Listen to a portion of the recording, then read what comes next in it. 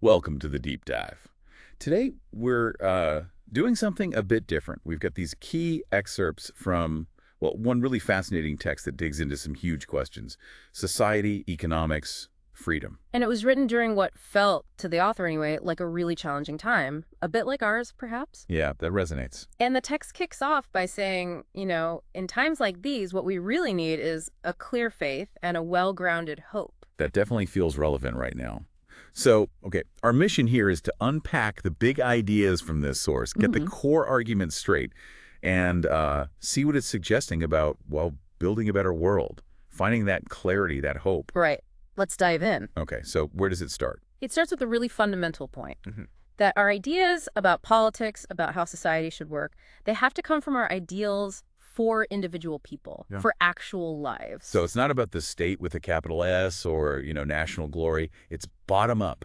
Exactly. The source basically says there's nothing really to consider in politics outside or above the various men, women, and children who compose the world. Right. The whole point, the ultimate goal, is just to make individual lives better. How do we arrange things so that each person gets the best shot at a good life? Okay, and sticking with that individual focus, the text really seems to push back against making everyone the same, against uniformity. Oh, strongly. It calls that the ideal of the impatient administrator. Someone in charge who just wants neat boxes, everyone giving the same answer. It's easier, right? Yeah, like a teacher who wants rote answers, not creative ones. Exactly that. Or the example in the text. Imagine someone thinking, say, a minor Shakespeare play is actually his best. The source suggests most authority figures, especially commonplace persons, they just can't handle that kind of individuality. It's messy. It rocks the boat, and it crushes initiative, it says. Right. The author is clear. The goal isn't one single ideal life, but a separate ideal for each separate man. Everyone has this potential for good, their own best possible, and whether it flourishes or gets crushed, that depends a lot on circumstances. Okay, so if we can't have one detailed blueprint for everyone, the text must offer some broader principles for a good life, right? And a good society. It does, and this is where it makes a really, really crucial distinction. It divides goods and the impulses behind seeking them into two types. Okay. First, possessive goods. This is your material stuff. Food, clothes, property, money. The defining thing here, the soul says, is that if there isn't enough, what one man has is obtained at the expense of some other man. Your sum. My gain might be your loss. Pretty much. This underlies most economic life, and it's linked to possessive impulses, the drive to get and keep things. Got it. And the second type? The second type is creative or constructive goods. Think knowledge, art, goodwill, friendship. Here, the source points out, all can share alike. Right. If I learn something, I can teach you, and we both know it. Exactly. My gain doesn't diminish yours. It might even increase it. A great piece of art enriches everyone who sees it. Goodwill actually grows when it's shared. These are linked to creative impulses. Okay, now this feels like the core argument starting to form. The text says the best life, and therefore the best society, is one that maximizes. Right. You can use force to grab someone's land or money, but, and this is a key point in the sort, force is basically useless for creative goods. You may kill an artist or a thinker, but you cannot acquire his art or his thought. You can't steal knowledge or love at gunpoint. Force is impotent there. So people who rely on force are inherently stuck in that material possessive worldview. And the text gives some pretty striking examples of how this possessive mindset can even twist things that should be creative. Oh, yeah. Like scientists being jealous, hoping a rival's discovery fails because it might overshadow their own. It stops being about the shared win of knowledge. Wow. Or even, it mentions saints being jealous of other saints. It's a fascinating thought, isn't it? How that possessive instinct, wanting more for me, can creep in anywhere, even into affection, or just sheer envy from older people towards the young who seem to have more joy or opportunity. It really shows how deep that possessive impulse runs. It does. It really underlines the argument. The text also uses this analogy of humans being like plants, having a natural impulse to grow. Yes, a really vivid image. And just like a plant needs the right conditions, our mental and spiritual growth needs encouragement, nourishment, opportunities. And things can stunt that growth. Absolutely. Things like force, harsh discipline, blind authority, fear, public opinion, being stuck in work that just feels wrong for you. Right. These things hinder growth. The source explicitly compares it to the historical practice of foot binding in China, stunting physical growth. These external pressures stunt mental growth. And says the most dangerous thing is when something crushes your fundamental impulse, what it calls conscience. Yes, that's seen as incredibly damaging, thwarting that core sense of what's right for you, your inner direction that can cause an inward danger you might never recover from. That's powerful. So people who really get this, who understand how harmful force is and how worthless forced conformity is, Yeah. what's their attitude? They have a deep respect for liberty, for other people's liberty. They're slow to condemn, quick to sympathize, not eager to restrict or judge. There's that quote about seeing each person with a kind of tenderness, because the principle of good in him is at once fragile and infinitely precious. It's a beautiful way of putting it. And these people, they don't fear difference, they value it. Individuality means difference.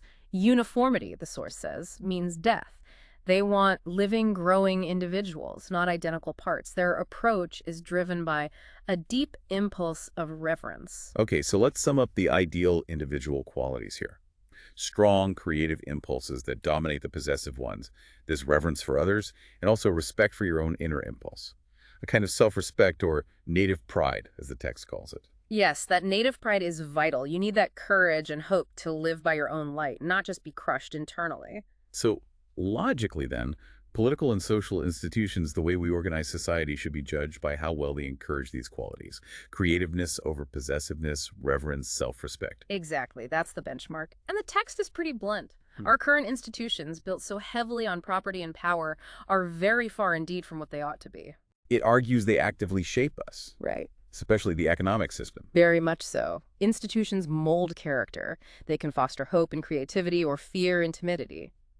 Modern capitalism, the source argues, forces most people, unless they're heroic or exceptionally fortunate, into making the wrong decision. Meaning prioritizing grabbing what they can for themselves, often out of sheer necessity or fear, rather than focusing on more creative or communal goals. And the point is, you can't just lecture people out of this. You can't just preach at them or force surface-level changes. No. If you want to change the dominant impulses, you have to change the institutions that are constantly pushing people towards possessiveness. The current system, based on what the author sees as unjust property distribution and power imbalances, makes it incredibly hard for most people not to be primarily possessive. Right. The poor are driven by fear of falling off the edge, fear of destitution. The rich are often driven by the desire for more wealth, more power. Both motivations, the source argues, are ultimately bad in their effects and stem from a flawed system that needs changing. Security and liberty are mentioned as important, but they're called negative conditions. Yes, they remove others, they stop bad things from happening. No. But the source insists we also need a positive condition, actively encouraging creative energy. Because security on its own isn't enough. It could just lead to a comfortable but stagnant society, a smug and stationary one. Creativity is what drives progress, brings adventure, makes things better. There's no endpoint, no perfect utopia that just sits there. A truly good life needs activity, ideally creative activity. The text even points out how our ideas of heaven are often these static, unchanging places. Which the author sees as kind of sad, really. Sad evidence of the weariness mankind has suffered from excessive toil. When you're exhausted, all you want is rest. But fulfillment needs more than just rest. And creative activity often involves imagination, originality, things that challenge how things are now. Exactly. Creative impulses are often subversive of the status quo. And people who benefit from the current system, especially if it involves unjust privileges, they tend to resist that. Creativity is threatening to establish power. So they ally with that natural human tendency towards conformity, what the source cheekily calls the sense of humor in England. Yes, that instinct for conventionality. And together they create systems, education systems, social pressures that punish originality and starve imagination from the moment of first going to school. The author argues education needs a total rethink. It should encourage independent thought, not just passive acceptance. Right. The current way, they say, churns out docile, uniform, machine-like people, killing the vital spark of individuality. Okay, but the text is naive. It admits that huge organizations are probably inevitable now. We can't just abolish them. No, you can't. So the big question becomes, how do you combine these necessary large structures with individual freedom and initiative? And one answer proposed is more democracy. but not just in government. Yes, democratic governance within all large organizations. The source contrasts are somewhat democratic legislative bodies with the often bureaucratic way governments are run, and especially with how businesses are typically structured. Like companies run by directors, not the workers themselves. Monarchical or oligarchic, it calls them. Exactly. So a key step towards real freedom and democracy, the source argues, is workers having control over the management of their own workplaces. That's a big shift. What else? More self-government for smaller groups. Think geographical areas, industries, even groups based on shared beliefs. In a huge modern state, even with a vote, an individual can feel totally powerless. Right. But having real influence in a smaller, more local body, like citizens in ancient city-states apparently did, could bring back that sense of agency and responsibility. National independence is mentioned as an example of this. Groups needing self-rule. Yes, for their internal affairs. If a group has a strong sense of shared identity, denying them self-government internally causes huge problems. But, and this seems important, that liberty stops at their borders. Groups, including nations, shouldn't have total freedom to do whatever they want externally if it affects others. Absolutely. Liberty for a group means self-government internally. It doesn't mean anarchy in its external relations. Which brings us back to government and force. The force seems to see force as, well, a necessary evil sometimes. A very carefully defined necessary evil. Governmental force is inherently harmful, but it can be justified only if its use reduces the total amount of force and violence in society. The classic example is prohibiting murder. Okay. Because if some people are willing to use violence, then complete freedom for everyone isn't workable. Either the violence is stopped or people suffer. Right. Anarchy isn't desirable when violence exists, so government has a role in restraining force. And democracy is seen as the best way we've found to make that governmental restraint less intrusive. It's the best mechanism so far for minimizing interference, yes. It lets the majority generally have its way when interests clash, which is less oppressive than minority rule. But democracy alone isn't foolproof. The majority can still be oppressive. Definitely. Without devolution, without giving power to smaller groups, majorities can meddle in the affairs of minorities they don't understand, often just for the sake of uniformity or, frankly, the pleasure of interfering. The text uses the example of not wanting a global parliament deciding internal British matters. So the legitimate use of force by a government is pretty narrow then. According to the source, yes. It's against those using force themselves, or against a minority actively obstructing a necessary decision made by the majority. And ideally, this same principle would apply internationally if we had a world government. But the ultimate goal isn't just managing force better, it's needing less force overall. Precisely. Good institutions should reduce the need for coercion. How? By boosting those creative outlets, improving education so it nurtures creativity, and shrinking the domains where possessive impulses like fear and greed dominate. And spreading power around helps, politically and economically. Yes. Diffusing power reduces the habit of tyranny.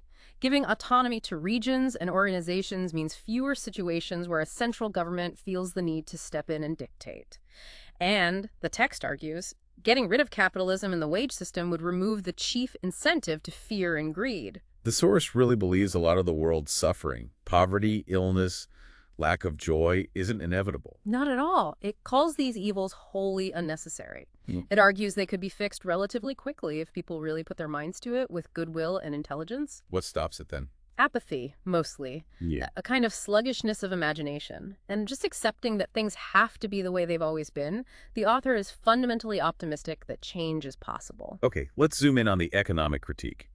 Chapter 2 uses some strong language, capitalism and the wage system, as twin monsters, eating up the life of the world. Yeah, it doesn't hold back. It argues they encourage predatory behavior, create massive injustice, idle rich, laboring poor, and give employers tyrannical power. It lists 4 goals for an economic system. Production, justice, security, and liberating creative impulses. And it claims the current system fails on all 4, but especially the last one. Liberating creativity. Yes, that's seen as the most crucial goal, and where the system fails most profoundly.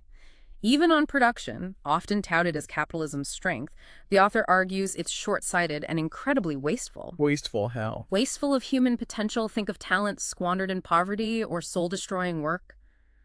Wasteful of natural resources, the text mentions destructive mining in Africa, the human cost of slums in America. It's like the world is living too fast, burning through resources and people for short-term gain, yet defenders claim it safeguards progress. And it actively encourages predatory wealth getting. Yes. Not just illegal stuff, but simply owning assets, land, capital, and getting rich without contributing anything to the wealth of the community. While most people have to work to live, a privileged minority doesn't. These are often the most respected people. That's the irony pointed out. The methods of getting rich are often about exploiting or outmaneuvering others, not creating genuine value. And this constant struggle forces even the poor into this narrow, acquisitive mindset just to survive. The injustice seems obvious to the author: undeserved wealth, the power of monopolies. Though it does acknowledge things are complex, with unions also holding capital. Right. And it briefly critiques syndicalism, the idea of totally independent trade unions running everything without central control. The author argues that wouldn't be fair either, because some groups, like miners, would have way more bargaining power than others, like teachers. Force between groups isn't the answer. A major focus is the power imbalance between employer and employee, the tyranny of the employer. Enabled largely by the power to fire someone. The source argues systems built on hope rewarding good work are just fundamentally better, more human, than systems built on fear, the threat of dismissal. It contrasts it with, say, the civil service, where that fear is less dominant. And there's a concrete proposal in the text for dealing with this insecurity. Yes. A system where anyone willing to work gets a basic subsistence wage, even if their specific job becomes obsolete. And the public pays for retraining. The example given is a handsome cab driver needing to learn to drive a motor car when taxis arrive. That's interesting. It directly tackles that fear of change that can make labor resistant to new technology. Exactly. If your livelihood isn't immediately threatened by innovation, you're less likely to fight it. And the counter-argument that people won't work without fear of being fired.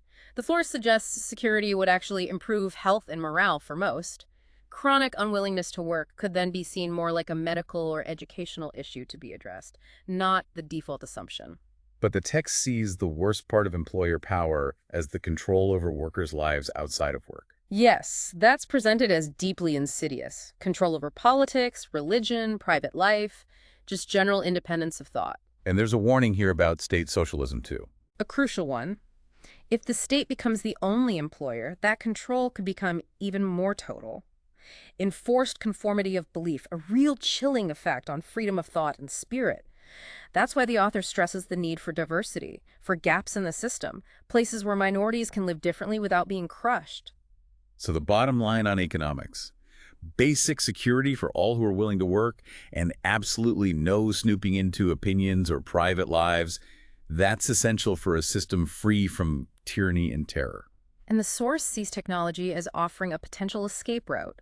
Machinery could drastically reduce the hours needed just to survive. Freeing up time for other things. Exactly. Mental life, science, art, relationships, leisure, not just in the sense of idleness, but in the sense of freedom to pursue valuable activity. And for those who still work full-time. The work itself should be engaging. It should offer interest, independence, and scope for initiative. These, the author argues, become much more important than just income once basic needs are met. And guild socialism is presented as a possible model for this. Yes, as described in the source. The state owns the land and collects rent, but industries are run by self-governing guilds or associations of workers, replacing private capitalists. And in this system, people could opt for shorter hours, have basic security even if their specific job vanishes, and get retraining. That's the vision. Power is diffused.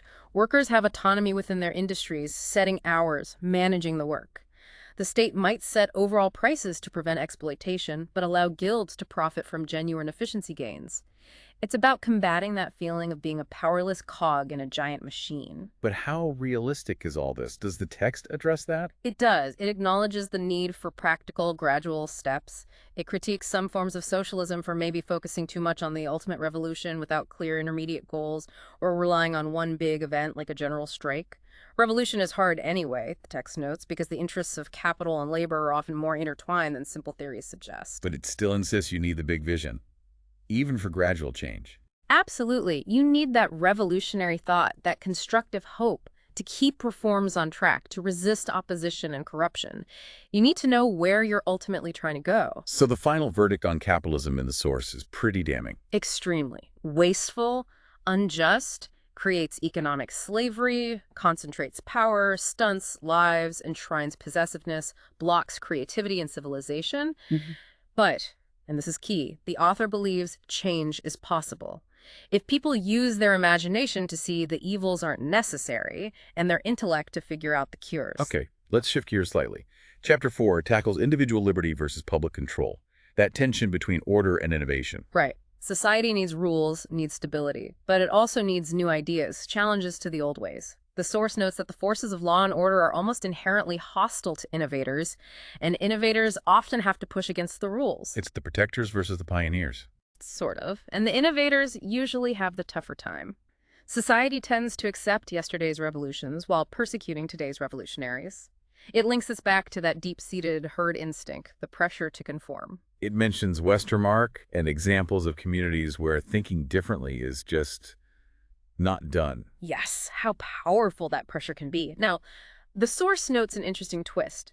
Even progressive thought, influenced by socialism's critique of laissez-faire capitalism, had sometimes become wary of individual liberty. Because liberty was associated with economic exploitation. Exactly, and the author agrees. In the economic sphere and in international relations areas dominated by possessiveness and force, we probably need more public control, not less. Okay, BUT. Big but. Outside that realm of material possessions and the use of force, the arguments for public control almost entirely disappear. Religion is the main example. Yes. We generally accept now that the state shouldn't interfere in religious belief, though there are limits. You can't allow practices that cause direct harm, like human sacrifice. The source brings up historical examples, like seti or child sacrifice, and asks, how did those awful customs actually end? And it suggests it wasn't usually top-down decrees initially. It was probably individuals, maybe parents, who started to secretly doubt, who thought, will the gods really punish me if I save my child? That quiet, internal skepticism. Seen as dangerous then, but ultimately the seed of change. Right. And the source contrasts the duty of that skeptic, save the child, speak out if possible, face the consequences, with the duty of the authorities at the time. Who might feel obligated to enforce the custom if they truly believe it's necessary. They might. But the author urges extreme caution on their part. Examine your beliefs, check your motives for cruelty or hatred, remember past errors, consider that the new idea might be right. That should lead to hesitation before punishing dissent. Looking at different cultures shows how often strongly held traditional beliefs are just plain wrong. It's hard to doubt our own, but crucial. And acting forcefully on beliefs that aren't 100% true can be disastrous. The text points to militant nationalist slogans as examples that fuel conflict. So the core principle becomes, freedom of thought and expression is paramount. No obstacle should be placed in the way of thought and its expression, nor yet in the way of statements of fact. Even though, as the author notes, stating that felt like a dangerous paradox at the time due to wartime pressures or other anxieties. Why does questioning received opinion provoke such hostility? Several reasons mentioned. That basic instinct to conform, the feeling of insecurity when core beliefs are challenged, the philosopher making you doubt the chair example, and of course, vested interest groups who benefit from the status quo resisting change. Interestingly, the source thinks the instinct and insecurity might be even bigger hurdles than vested interests. And given all this pressure towards conformity, the author argues society is far more likely to suffer from too little heresy than too much. Modern life demands rapid adaptation, new thinking. Yet our systems often actively discourage it, labeling originality unsound and dangerous. Which is tragic, because these original thinkers are often mankind's chief benefactors, usually only celebrated long after they're dead. So the conclusion is stark. Thought and opinion are utterly unsuited to public control. They must be free. The state's role in education. Insist on it, yes, but ensure it promotes mental individualism, not conformity. What about practical morals? Actions, not just thoughts. More complex. Private force has to be banned, even if someone conscientiously believes they're right, like the thuggy cult example. But compelling someone to use force against their conscience, like conscientious objectors, is wrong. What about things like, say, sexual morality? The text mentions Mormon polygamy. Yeah, it questions the state's right to interfere there unless there's clear injury without consent. The author speculates maybe polygamy would have just faded out if left alone, or maybe even proved workable in some context. Who knows? The point is, external compulsion is usually harmful. It relates this to personal choices, like who to marry or what job to do. Individual choice, even if imperfect, is better than forced decisions. And this all connects back to that idea of the artist's impulse, that inner drive to do a certain kind of work for its own sake. Not for reward, but out of conviction. Like Joan of Arc, Florence Nightingale, dedicated scientists. Exactly. That impulse, the source says, is precious but fragile, easily crushed by parents, teachers, the economic grind demanding conformity. And crushing it leads to what? Loss of individuality, loss of that native pride. It produces people who are machine-made, tame, convenient for the bureaucrat, but ultimately it leads to a lifeless and traditional society. Preserving that impulse should be a primary political goal. So, summing up the liberty-control balance. Control is needed for possessive stuff and force where it's zero-sum. But creative stuff where everyone can gain should be free. Right. Control is needed for possession and force because total liberty there means anarchy and the strong exploiting the weak. In fact, the source argues current property laws maybe don't restrain the force of economic pressure enough. State ownership of land is floated as a possibility to ensure public interest. But any control must aim to increase overall liberty by stopping private tyranny and freeing up creativity. Maximum freedom where force isn't involved, though governments historically haven't been great at this. No. The focus should be enabling creativity, providing opportunities. And large organizations have to be structured to avoid crushing originality. Use devolution, keep power local where possible, only intervene regarding possession and force. The big challenge remains combining large organizations with individual initiative. Solve that, the source suggests, and you get vigorous individuals and a living society. Fail, and you get submissiveness and stagnation. Personal liberty and initiative are key. Even resisting authority when it oversteps into the personal sphere is framed as a kind of public service. Okay, finally, national independence and internationalism, Chapter 5. It contrasts the situation inside a state versus between states. Yes. Groups inside a state usually lack independence. They're subject to law. States themselves have independence externally, but there's no overarching law or government between them. Europe at the time, the author says, looked like England during the Wars of the Roses, internal chaos, but on an international scale. So the goal is the same for both, internal independence plus external law. Yes, but the starting points are reversed. Within states, you need more devolution out from the center. Between states, you need more law and government created at the center. How does the source define a nation?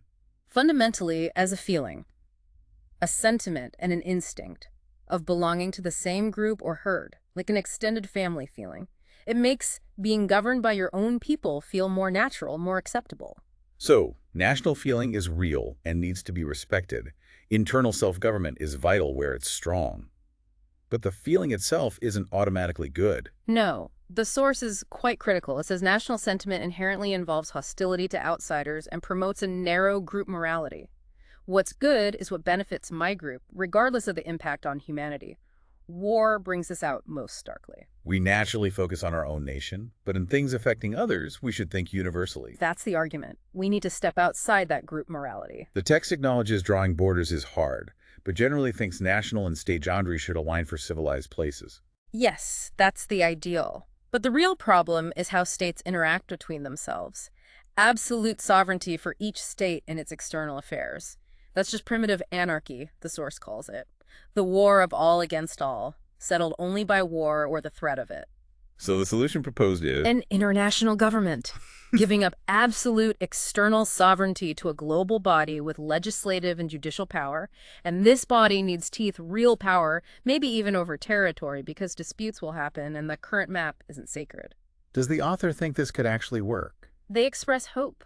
If such a body were the sole possessor of major military force, it could establish authority. Force might be needed initially, but the sheer benefits of replacing international anarchy with law would hopefully make it temporary, maybe eventually unnecessary. Then the source tackles the supposed causes of war, arguing they're mostly based on misunderstandings or bad systems. Like tariffs, called a delusion. Pretty much. The economic case against them is seen as overwhelming. They exist because of suspicion and rivalry, not sound economics. Like counties taxing each other makes no sense. Free trade benefits all. The real danger is nations trying to monopolize markets in their colonies that causes conflict. Second cause. Right. Exploiting weaker nations or races. Flatly called a crime.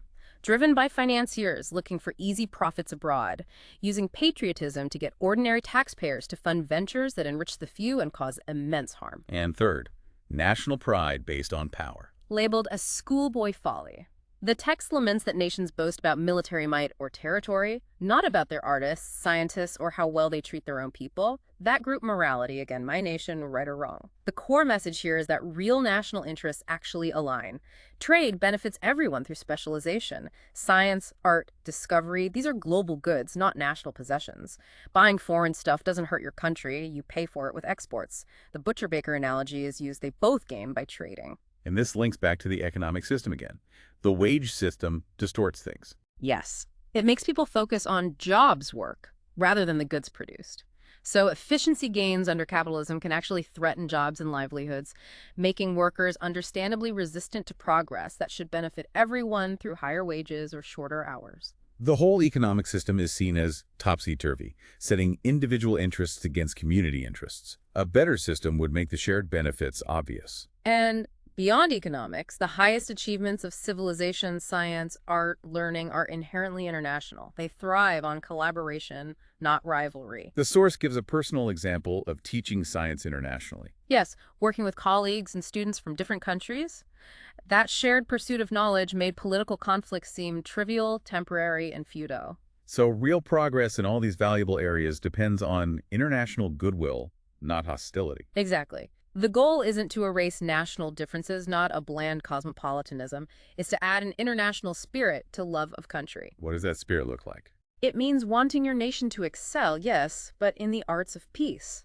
in thought, science, justice, generosity, contributing to the world, not trying to dominate it or gain at others' expense. This international spirit, the author concludes, isn't just morally right. It's the truest wisdom and the only road out of perpetual conflict. Wow. Okay, so this deep dive has really uncovered a powerful critique of possessiveness, of force, of unjust systems, and laid out this alternative vision based on individual creativity, reverence, and international cooperation. And running through it all is this strong belief that so many of the world's problems are wholly unnecessary. They can be solved if we muster the imagination and the will and shift our focus from controlling and acquiring to creating and sharing. It's a challenging perspective. The text argues pretty forcefully that national pride based on power is a schoolboy folly, while things like science and art unite us. Thinking about our world today, where do you, the listener, see that balance? Between, say, national interest and pursuing those goods that benefit everyone, all of humankind. That's definitely something worth thinking about long after we finish here.